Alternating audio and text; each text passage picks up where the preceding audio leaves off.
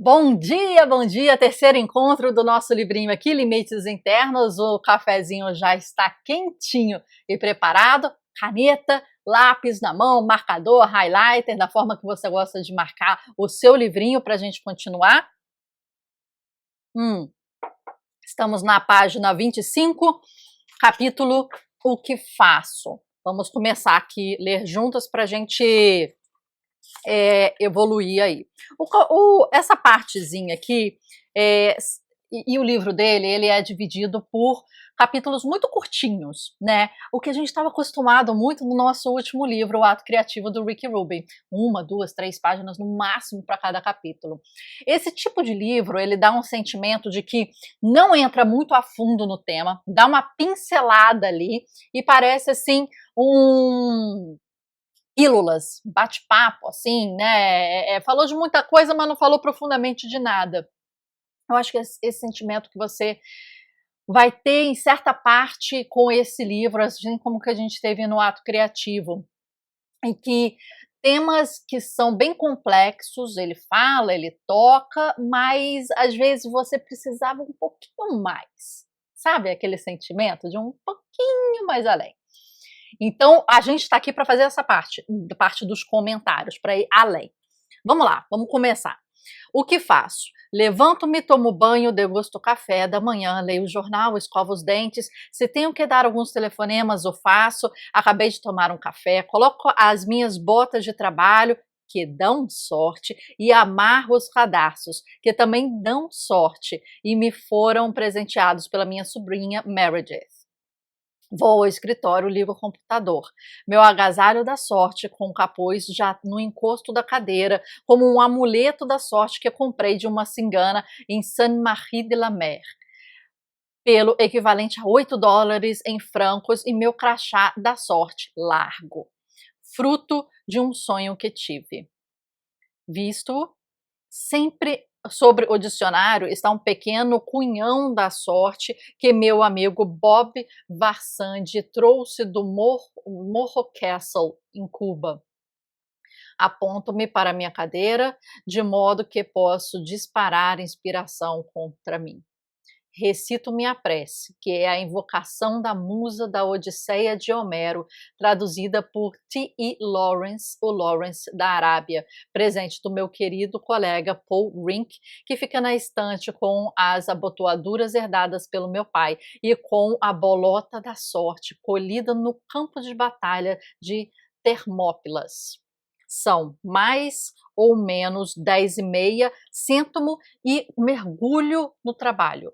Quando os erros de digitação começam a aparecer, sei que estou cansado. Foram 4 horas por aí. Cheguei ao ponto em que a coisa não flui mais. É hora de parar. Copio o que fiz em um pendrive e guardo num porta-luvas do carro, para o caso de me ocorrer alguma coisa ou eu precisar dele.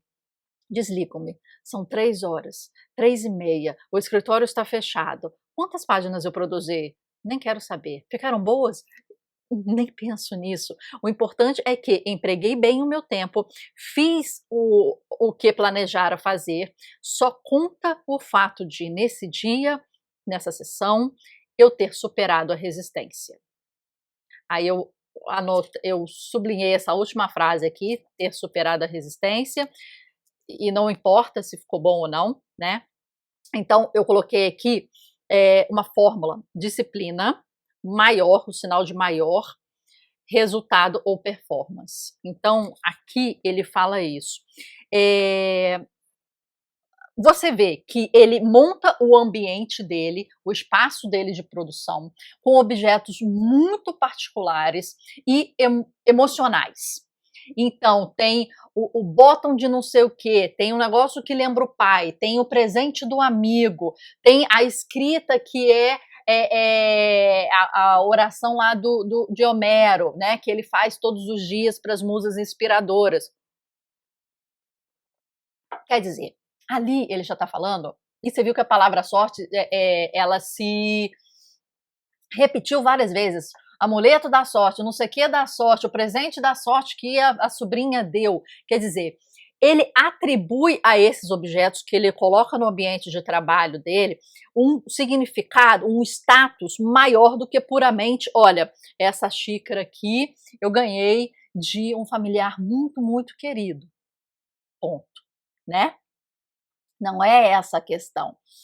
É trazer a essa xícara um status de não só ganhei de alguém querido, tem um fator emocional ali, mas essa xícara é importante ela estar ali, porque ela participa desse momento de criação que estou ali. Ela me retorna o que eu preciso.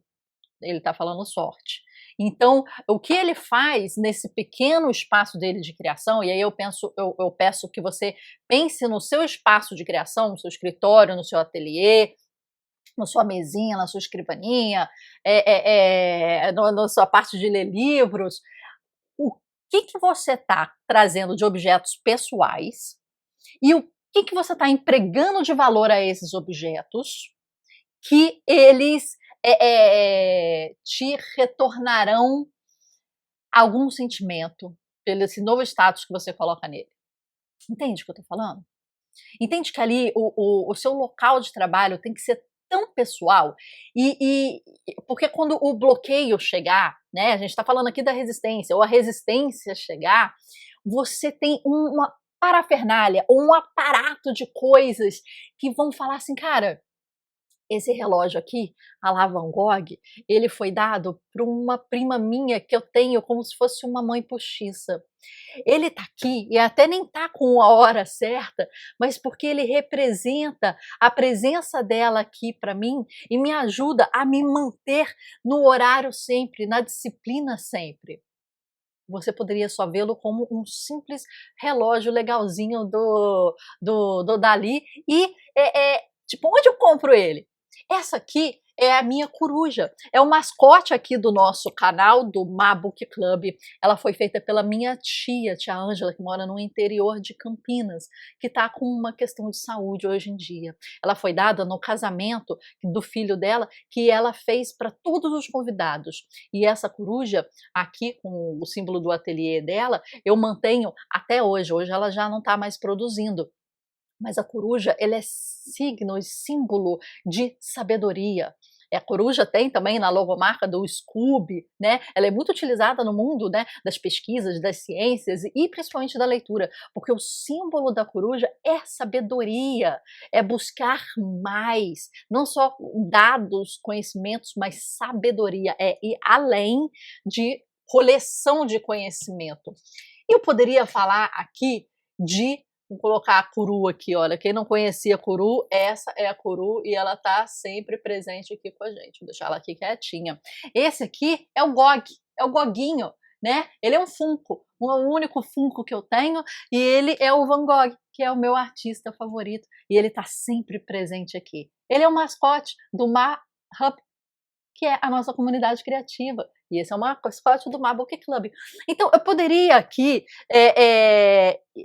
ir com vocês falando de tudo que tem aqui presente, só nesse meu espaço de filmagem, que é a filmagem ligada à escrita, né? Esse meu espacinho aqui, meu cenário da escrita e da leitura.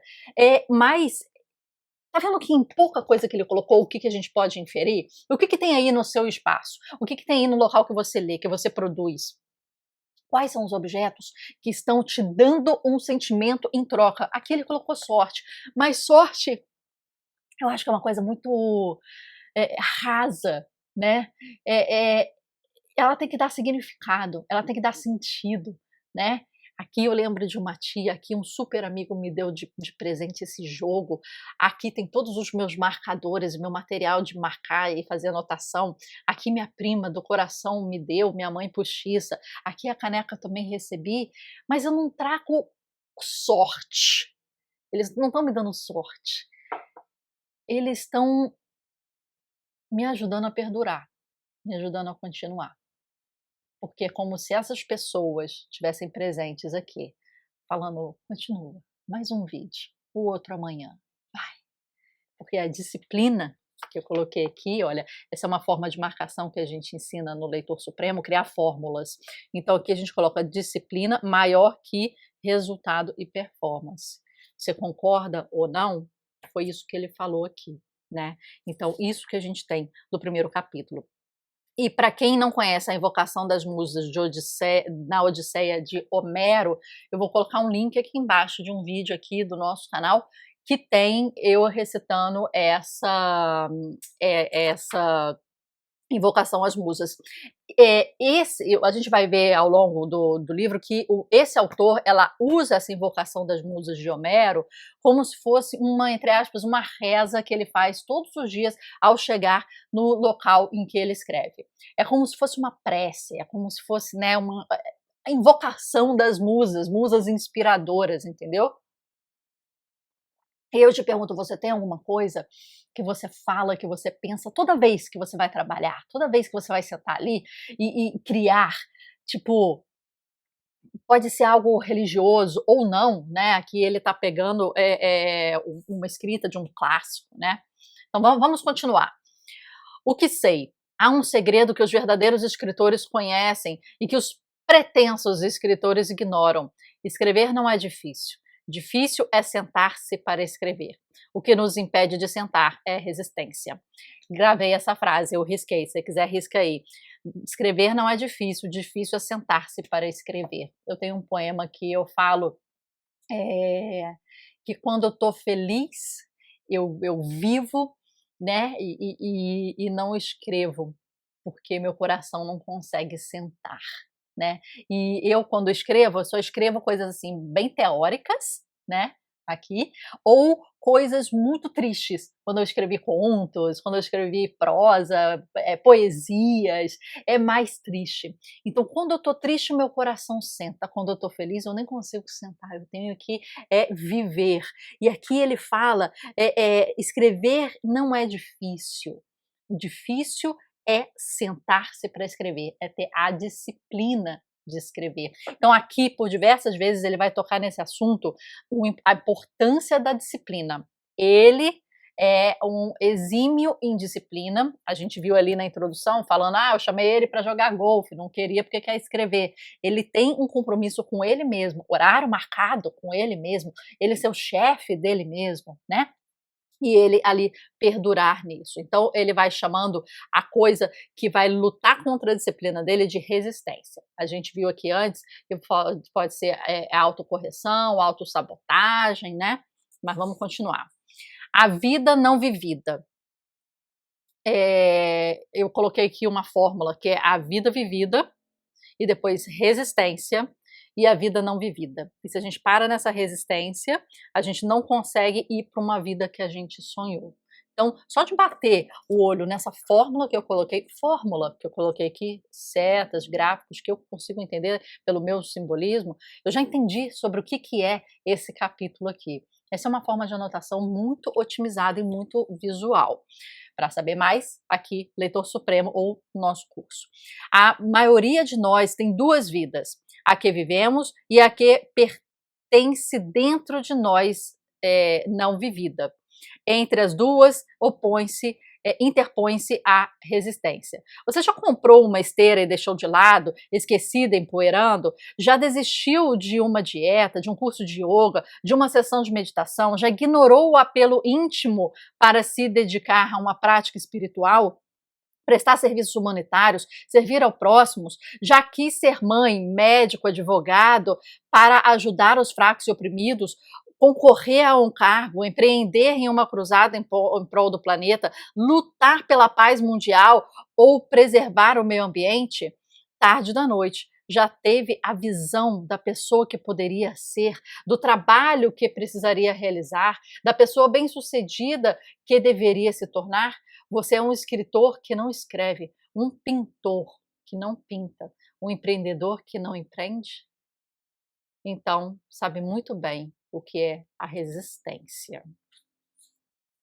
Uma noite deitado, ouvi papai conversando com mamãe. Papai disse: deixe o garoto se virar, pois o que está dentro dele tem que sair.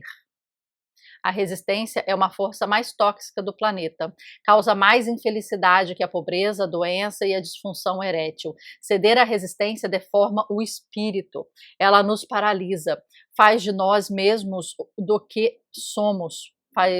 faz de nós menos do que somos e do que nascemos para ser.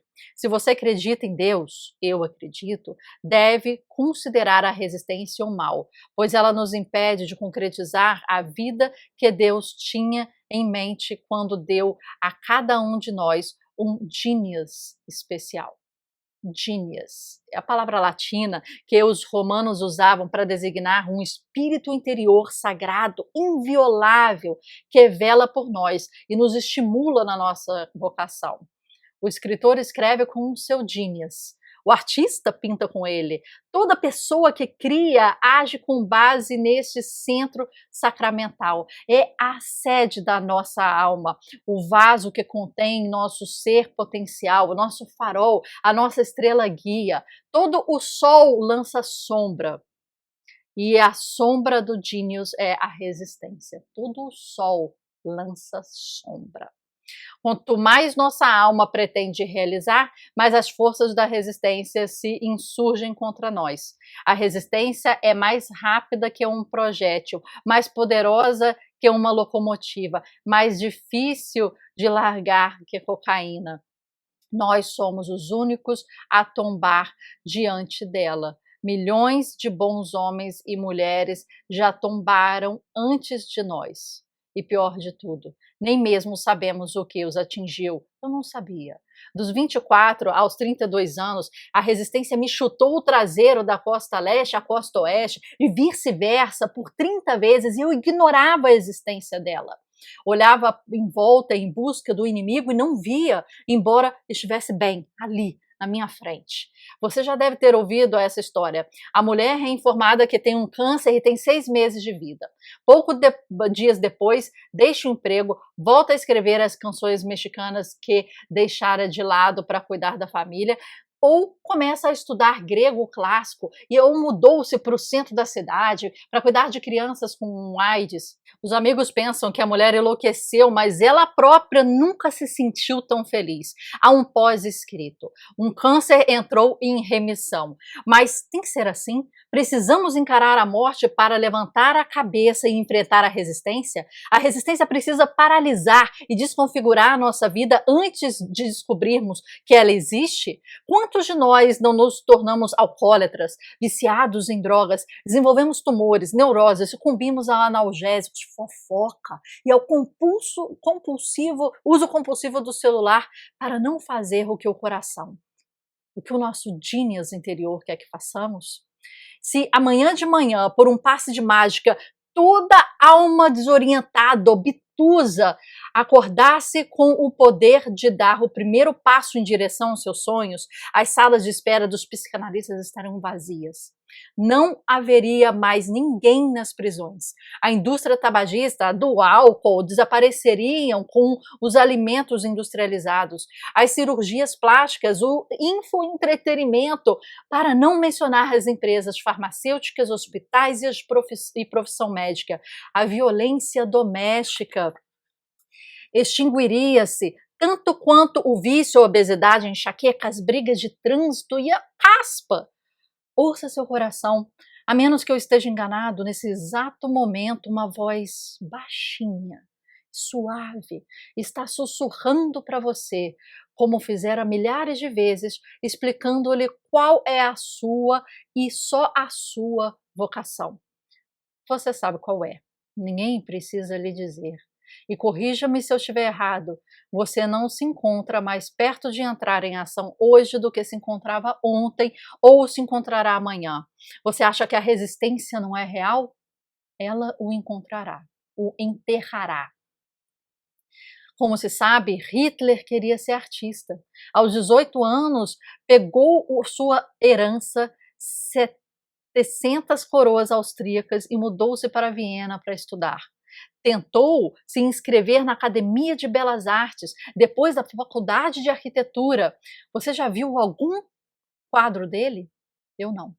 A resistência o derrubou. Talvez seja exagero, mas vou dizer assim mesmo. Para Hitler, foi mais fácil começar a Segunda Guerra Mundial que encarar uma tela em branco. chegamos na primeira parte. Aqui ele já dá nomes aos bois, ele já fala, né, a resistência, uma coisa interessante que ele fala a figura do Genius, e que sempre quando há o Genius, há, né, todo sol lança uma sombra. Então, existe a sombra, e a sombra é algo mais concreto até de existir e certo de existir quando há sol do que qualquer outra coisa. Então, o Genius, o sol, e existe sombra, que é a resistência. Eu acho que a gente pode fazer esse, né, comparativo. E a pergunta que ele faz aqui: você é um escritor que não escreve, um pintor que não pinta, um empreendedor que não empreende? Empreender é o seguinte: você não está tendo uma ONG, você não está fazendo o bem para alguém pelo bem para alguém sem nada em troca. Você precisa pagar suas contas, os seus impostos, né, e sobreviver. A sua empresa, ela só vai continuar existindo se você fizer com que ela seja lucrativa. Ponto. Senão vai à falência. Ponto. Senão você vai ter que tirar de outra parte da sua vida para financiar a empresa, e aí a empresa ela não é sustentável, é um projetinho seu financiado de fora, patrocinado de fora. A empresa existe para dar lucro e só existe por causa disso. Então ela tem que dar lucro. Então a pergunta é: você está empreendendo? Quer dizer, você tá o empreendedor que não empreende, não o empreendedor que não está lá, tô ocupado, tô com isso, muita reunião. Não, é resultado, e resultado financeiro. A empresa pode dar vários outros resultados, vários outros. E após o financeiro tem que dar. E eu espero que dê, tanto para os funcionários, para os clientes, e eventualmente para a sociedade, e etc. E tal. O negócio vai se expandindo. Mas a primeira coisa que vai permitir com que essa empresa continue viva, você não vai cair naquele percentual que a gente sabe das empresas que em 2 anos, 5 anos se extingue. Ela tem que sobreviver. E tem que sobreviver a partir de uma convenção social que a gente fez, que é o objeto de troca de valor, que se chama dinheiro. Não existe outro jeito da empresa sobreviver. O dinheiro vai vir do serviço ou produto que ela faz, ou vai vir de fora, mas é necessário. Então, esse é o seguinte: você está sendo pintor que não pinta, você está sendo escritor que não escreve, você está sendo o quê? Que não está fazendo nada. Está tendo resultado? Está colocando na praça? Está se expondo a críticas, a feedbacks, né? A gente tem aqui a comunidade criativa, a comunidade de leitura, são 2 comunidades que a gente tem para te ajudar. Aqui eu estou fazendo de graça para você, para pegar na sua mão, para trabalhar o seu ato criativo a partir da disciplina, que é uma coisa muito importante que o Steven fala aqui. E ele vai focar nesse ponto, a disciplina, o dia a dia, muito mais, na visão dele, do que performance e resultado. Muito mais. É importante você aparecer todos os dias, estar presente todos os dias, do que você ter resultado. Na hierarquia, para ele, isso está bem acima. Então você vê a importância que ele dá para isso. Né? Um cara que sofreu muito com isso, que lutou para ser o que ele é, e continuar sendo escritor. Então eu pergunto para você, e para mim também: eu sou um pintor que não pinta, eu sou um empreendedor que não empreende, eu sou um escritor que não escreve. Será? Vamos usar esses capítulos para nos autoanalisar. Terminamos aqui hoje, tá? Página 32, e a gente vai entrar na primeira página, né? A gente vai na primeira parte, definindo o inimigo, no capítulo que vem, no nosso encontro amanhã. Combinado? Até amanhã. Beijo!